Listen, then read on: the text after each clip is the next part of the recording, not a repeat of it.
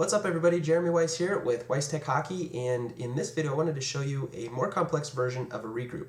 I call this version the swing regroup, and it's actually one of my favorite ways of doing a regroup. It works really well if your team understands timing and support concepts, as well as making themselves available more than one time in multiple receiving zones. So let's go ahead, we'll pull up the rink and just quickly diagram this one out for you.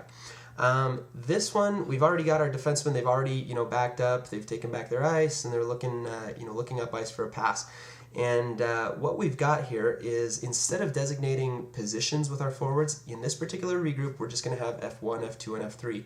Except in this case, F1 is going to be the first forward out of the zone, F2 is the second forward out of the zone, and F3 is the third forward out of the zone.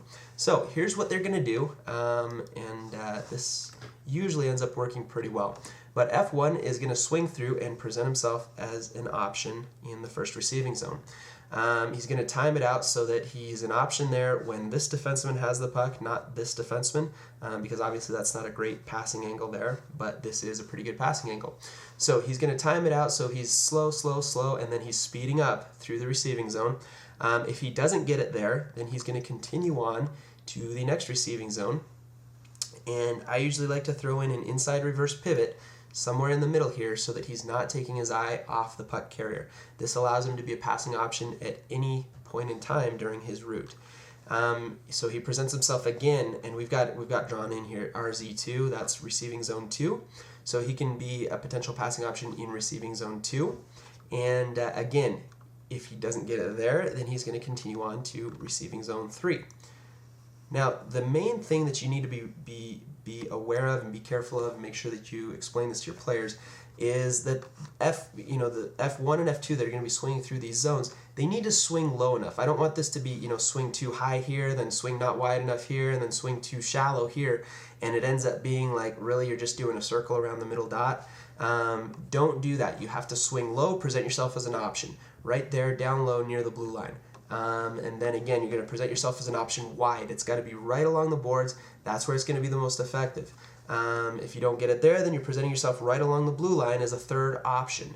And so that's how you need to do it. If you don't, if you get lazy on your route, it's not going to be nearly as effective.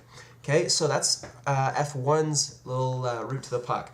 Let's switch up the colors just so it doesn't get too confusing here. Now F2 is going to be doing essentially the same thing, except he's going to be about a line distance behind F1.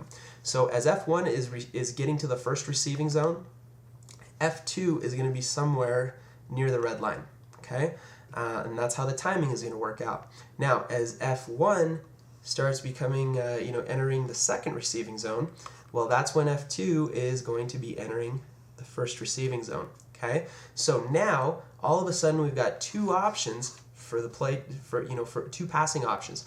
And again, this is sort of looking pretty similar to a defensive zone breakout, where we've got a middle option and a board side option. So F2 is going to present himself as a first option. If he doesn't get it here, then what do you think he does? Of course, he's going to present himself again in the second receiving zone. So he continues right along the same route that F1 had just taken, and as F1 is getting to the third receiving zone, F2 is getting to the second receiving zone. So at any point, the defenseman can hit the guy close to him. He can hit a board side option, or when there's a man in the third receiving zone, he can potentially throw a breakaway pass through the middle there. And either way, we should have guys in those receiving zones all throughout the entire regroup. Okay, and then again, if F2 doesn't get it here, he's going to continue on to this receiving zone. Now you may be wondering, what does F1 do if he still doesn't get it in the third receiving zone? We will just have him straddle the blue line, coming across, and as soon as, if he ends up getting to the boards, then he'll turn around and begin to come back. But hopefully by the time that these guys swing through all three receiving zones, our defensemen could have gotten their acts together enough to move the puck up ice at some point. So we're not going to be too worried about that. And then F3, let's just, we'll put him in red. F3 is going to come like this, and this is where it actually gets really, really interesting. F3 is going to come like this, and he's going to first present himself as a board side option. Okay, so his first receiving zone is right here. So you'll notice, even from the very get-go, we have F1 here, F3 is here as a potential option there, and then we've got our F2 that will be coming in later on. So then as F1 is getting to the second receiving zone, F3 has already moved on to the potential breakaway man here in the third receiving zone. And he'll do the same thing. If he doesn't get it here, it's more likely that he may not get it there and may have to delay a little bit. So that's where he would come across the blue line, turn around, and come back.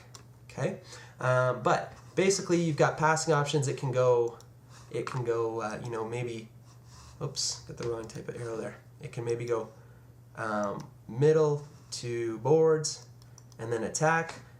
It may be able to go just straight up to the middle, or it may be able to go just straight to the boards.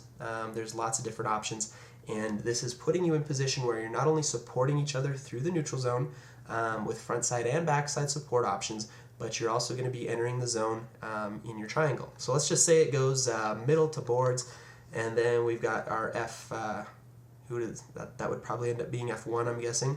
F1 picks up the puck, and he'll be able to enter the zone wide.